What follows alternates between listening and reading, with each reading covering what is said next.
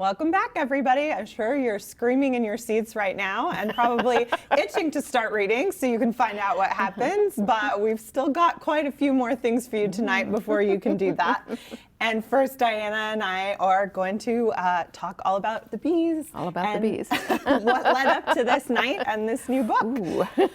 So I'll start off by asking, we've all waited not so patiently, 7 years for this book. Yes. And generally you take about 5, so this was a little longer of a gap. So was there something more challenging about this book or that got in the way?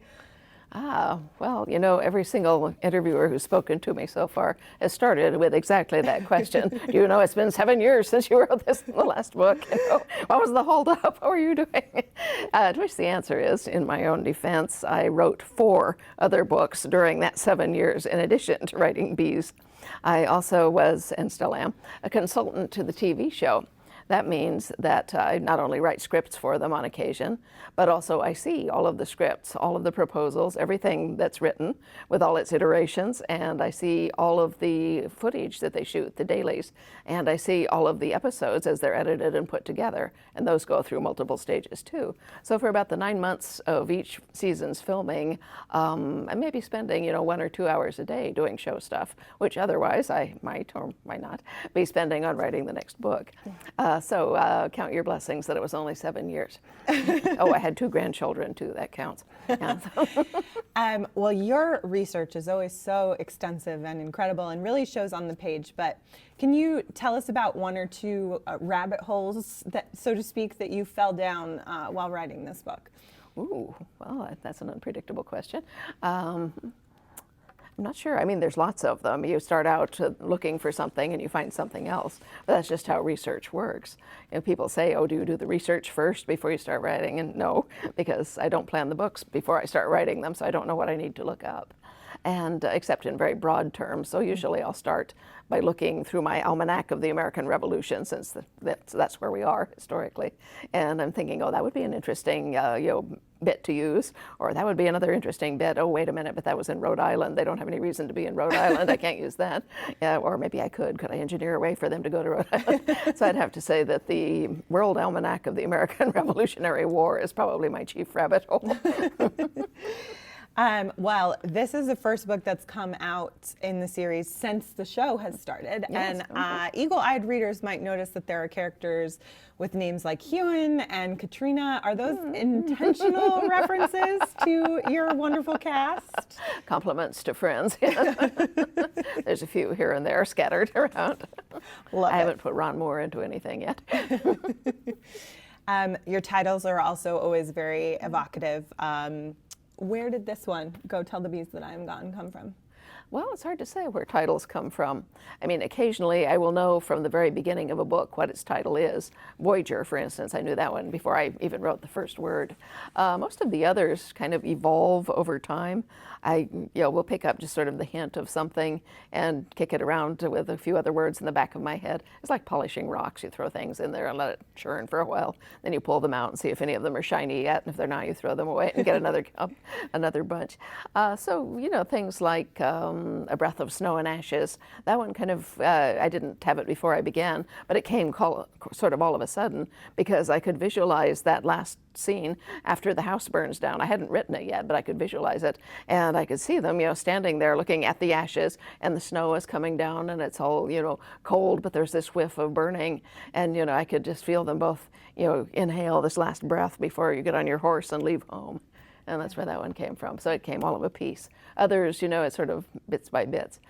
Bees, that came sort of out of the research, though also because it was spring, and I have desert broom plants in the backyard, and the bees love those. They're just all over them, so I would see them every single day when I was out with the dogs walking. And I began thinking about, various things that I know about bees, and one of the things that I know is about old beekeeping traditions.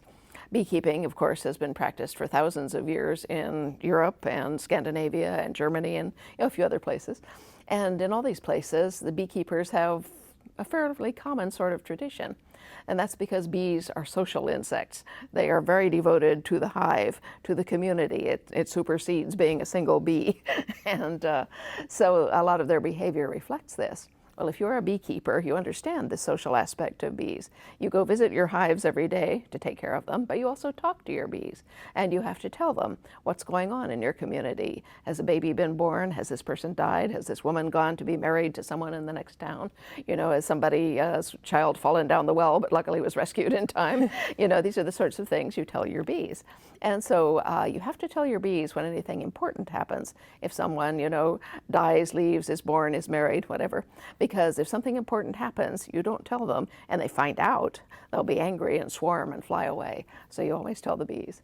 And people get upset about the title, and they're like, gone, you know, who dies? Does Jamie die? Well, you might be wondering after that last bit. But, well, you know, gone doesn't mean dead, necessarily. I mean, and we know they've left leave. Fraser's Ridge before, so. They could go, yeah. It doesn't mean anyone will die, you know. Somebody might, but I'm not saying. Well, over the years, you've added more and more points of view to the books, starting just with Claire. And I think this one might have your most ever. How does that evolved for you, and how have you found them, and where the right place for them to come in is along the way? It's sort of instinctive, basically. I hadn't realized until Fiery Cross, I think, which is the 5th book, that I had in fact been adding one viewpoint character to each book as we went. And after that, I was doing it a little more deliberately because I was aware of it. But yeah, frankly, I have. So I think there are 9 viewpoint characters in this book, though I haven't stopped to count. But it's a natural progress because while the stories are centered continuously around Jamie and Claire, you know, as you get older, your family gets more complex, especially if you have children. You have children, you may have grandchildren, you have cousins, you have aunts, you have adopted children, you have foster children, you have neighbors with whom you have various kinds of complex relationships. And so it's just a more complicated life. And you have to be old and have experience in order to handle all of this. I've learned this by growing older. Was there one character whose voice surprised you the most writing this book? That would be hard to say for sure, but I think maybe Rachel Hunter, Ian's wife. Yeah, she just had a much different interior voice. I've seen her, you know, speak publicly and so forth, and we'd had some of her viewpoint in the last book. I call it Moby, but it's written in my own heart's blood. And yeah, we saw her inside a conversation with Ian, but I think that was only the once. Whereas in this book, she actually has a very deep-seated personal conflict going on, and we need to know her interior thoughts about that, as well as what she's saying in person. And it's very interesting to write from a Quaker point of view because it's very different from all the other people. At the same time, you know, she is, you know, a very understandable woman given her circumstances and so forth. There's nothing, you know, at all odd or offbeat about her, except that she considers it wrong to kill people, like everybody else in these books. Was there one who you found most challenging as you were trying to get it down on the page? Let's see. Well, Brianna is always a little bit challenging, though she came through for me much better in this book than usual. Yeah, it depends partly on what the conflict is that the character is facing as to how easy it is to write them, because if their conflict and their circumstance is very clear-cut, then it's much easier to get inside them and think how they would recognize themselves in this situation, how they would react, and so this conversation between you and them flows more easily, and it did in this book. So I'm not sure who would be the most difficult. I didn't really have a lot of trouble with anybody in this one, except the villain. Well, without getting into specifics, the local animals on the ridge definitely play a key role in the storytelling here. Do you think that's something you're drawn to in your writing because of your background as a scientist and ecologist, or because people lived so much closer to nature then, or some combination of both? Oh, it's some combination of both. We've always had pets, you know. Both my husband and I grew up with a lot of animals around. His dad was a cattleman and ran cows up in Santa Barbara. And my husband was on horseback at the age of 3, and chousing cows when he was 6 or 7. So he's always been at home with horses and cows and goats and turkeys and chickens and everything else. His mother kept goats for milking. And we just had dogs in my family, but we were fond of our dogs. And I always liked animals. I was a biologist by training, and so I'm very comfortable around any kind of animal. And I did know, that the 18th century was an agrarian culture, essentially. If you're not in the middle of London or, Philadelphia, then you're out on the land. And if you're out doing that, you are of necessity up against nature every minute of the day. Either it's bugs eating your tomato plants, or it's, moose in your back garden, or, something else, or something that wants to eat you. Yes. You have covered such a broad swath of your characters' lives, particularly Jamie and Claire. Is there one person you think has evolved or changed the most over the course of the saga? It's probably Roger. Yeah. Yeah, because he started out in a sort of equivocal position, being an orphan who was being raised by an older minister, his great uncle, and his great uncle by marriage, in fact. So not a close blood relationship. So that gave him an immediate, yearning for a close family, and he really wants to be married and have children. And so he falls in love with a woman who's not sure that that's what she wants. So right off we have problems. Well, the only thing I learned in getting a minor degree in English was that novels should have conflict. That's an important thing to know, though. It was worth it. Yeah. And so as we go along, Roger's conflicts evolve. He marries Brianna. They do fall deeply in love. They do have children, which carries its own conflicts and dangers. And then other conflicts arise for Roger, one of which we will explore in some depth at this one and in this book. And we'll see just how strong his inner resolve is. Yeah. Well, I think one thing we all love about these books is how self-possessed and fierce Claire has always been. But I think more than ever in Bees, she's really coming into her own in every sense of the word, whether it's that she's constantly at Jamie's side in even more precise way than she maybe has been in the past, or her gradual discovery of her abilities as a healer, shall we say. So why was now the right time for her to reach this place in her journey? Is it reflective of your own views of aging? Well, yeah, it is. I mean, this is yet another, I won't say excuse, but it's a reason for why this last book took a little longer to write. I'm basically paralleling the Frasers. I can't write too far in advance of my own age because I don't know what it's like to be, that much older than where I am when I wrote the book. I started writing Outlander when I was 36. And I will be 70 on my next birthday in January. So, I've sort of aged along with them, and that's worked well. I understand, the conflicts and the attitudes and so forth. And, I understand that when you have been sitting for, half an hour and you stand up, your knees will be stiff, which they weren't before. And I wouldn't have known that, if I were writing about an older character and I was only 40. I would have just have him jump up and head off rather than get up and go like, ah! Well, without giving anything away, how much do the events of this book possibly connect back to the series you've said you want to write about, Master Raymond? Ooh, not at all, really. No, I mean, there's little stubs here that might be hooked up later, but at the moment, there's nothing there. Gotcha. Well, even beyond time travel, there's definitely a mystical element to the Outlander books, and that very much comes to bear in Bees. Why is that compelling to you? I'm a Roman Catholic, we kind of live with mysticism. Yeah. This is our normal venue, I you might too, say. so. Yeah, okay, you know what I mean.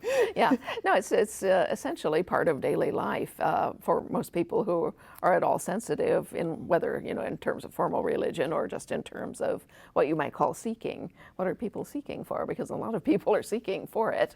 And we call it loosely mysticism or spirituality. There's no real good definition, but we know it when we see it. Mm-hmm. As the books have gotten deeper and deeper into the American Revolution, it's felt like you've had real figures from history popping up with even more frequency. Do you think that's true, or is it just maybe that they're more recognizable to American audiences who grew up learning about these people?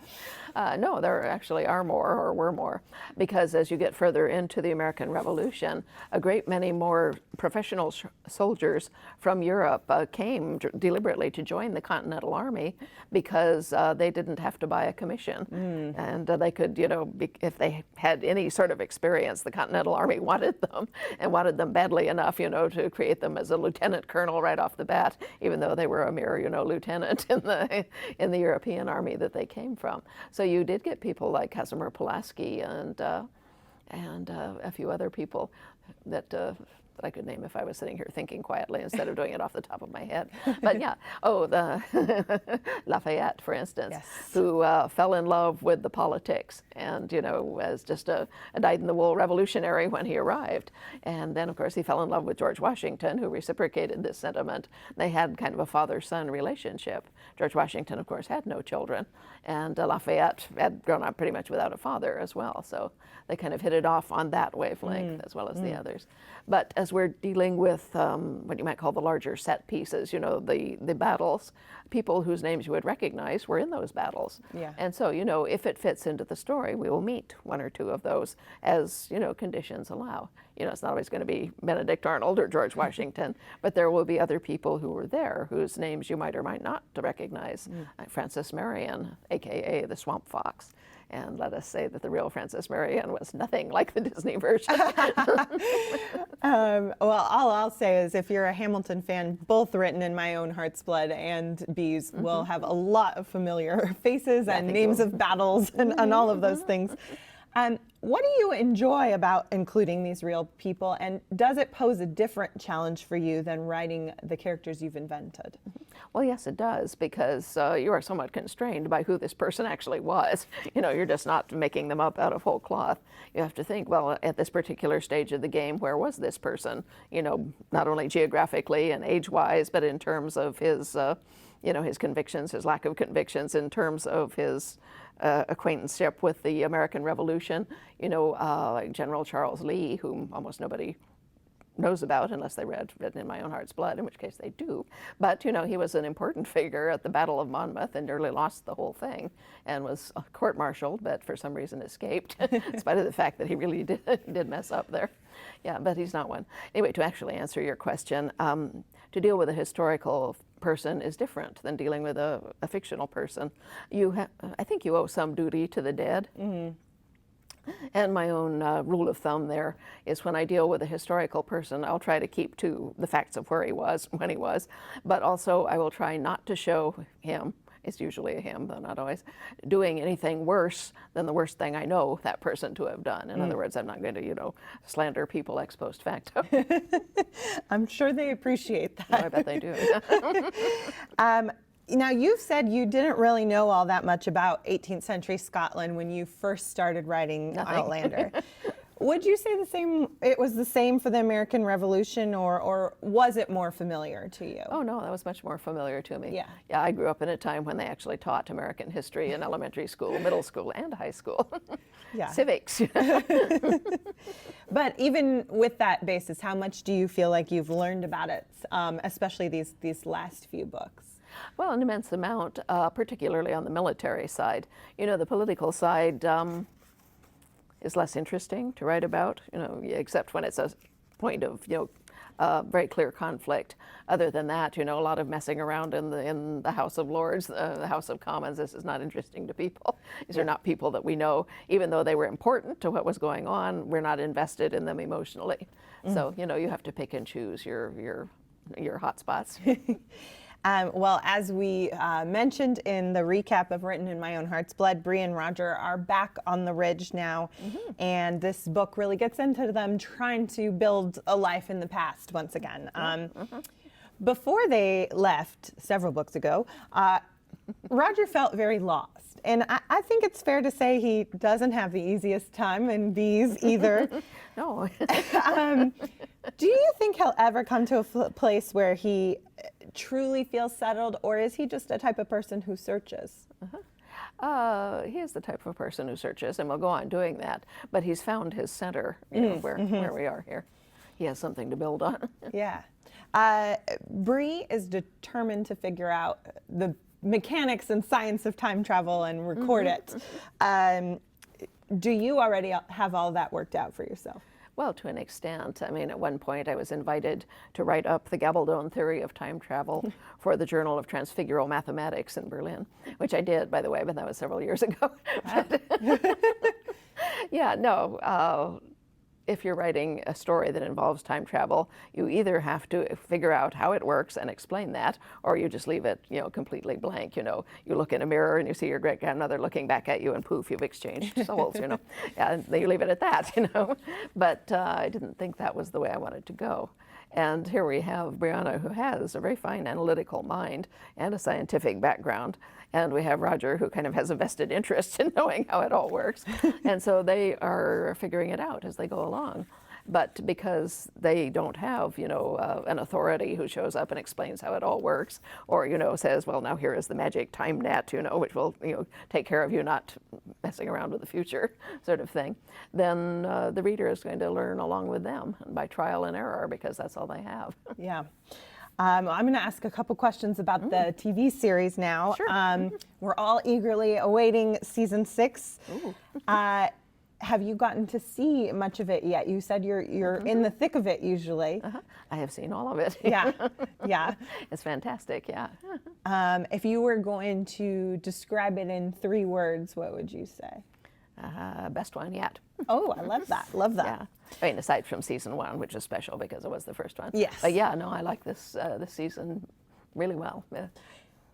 Well, book lovers have been awaiting the arrival of the Christie family, and we've gotten to see some photos of them. Oh, they're fantastic. I love the Christies. Yeah. What do you think viewers will make of them?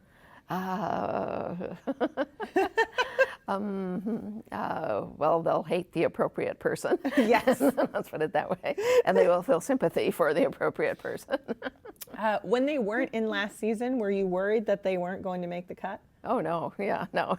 They I'm not going to say even the showrunners, because they actually do have very good instincts. I'm going to say nobody would pass up the sort of conflict that they embody. Yes. Do you have a favorite moment from this upcoming season, for those that have read the books, like one that you were really excited to see be brought to life? Oh, yes, a number of them. Well, let's see, there's a lot of really great moments in this. One part of it is set in a flashback to Ardsmuir Prison, which has to do with Jamie and Tom Christie, which I like a lot. There's another also with Tom Christie, but with Claire and surgery and so forth, which again is a fantastic, riveting thing. And then again, when Malva reveals her blockbuster news. I'm sure everybody who knows what's coming is very excited to see that brought to life. Or maybe excited's not the right word, but intrigued. It'll get your adrenaline up, I'll tell you that. Yes, definitely. Well, we already mentioned a little bit the Master Raymond prequels you've said you want to write. Beyond that, are there any other Lord John Grey books or other prequels or spin-offs that you're eager to write? Oh, yes. Let's see. I do have another Lord John novel in mind. It just sort of popped up out of nowhere, so I quickly wrote down the synopsis for it, and it's just waiting for the right moment. I do, however, also have a contract for not only book 10, but also for a prequel novel about Jamie Fraser's parents, Brian and Ellen.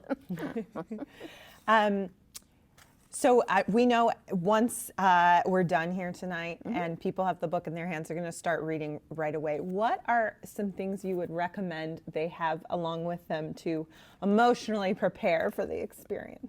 Oh, well, Kleenex is always good. Probably a stiff dram if you're a drinking person. Yes. And if you're not, cocoa will do.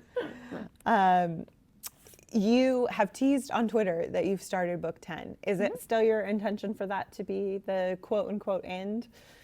Well, let's put it this way. Every single book I've written has been intended to be the end. It just didn't work out that way. So I don't know about 10. I'm assuming it will be the end, but who knows? Yeah. Well, I've already asked this about the season, but if you were going to describe bees in 3 words, what would you say? Jamie's still alive. Through most of it. Yeah. And okay, well, that is all of my questions. And I just want to thank you for such a wonderful conversation. Oh, well, thank you. I have many more, but I don't want to spoil the book for any of you out there.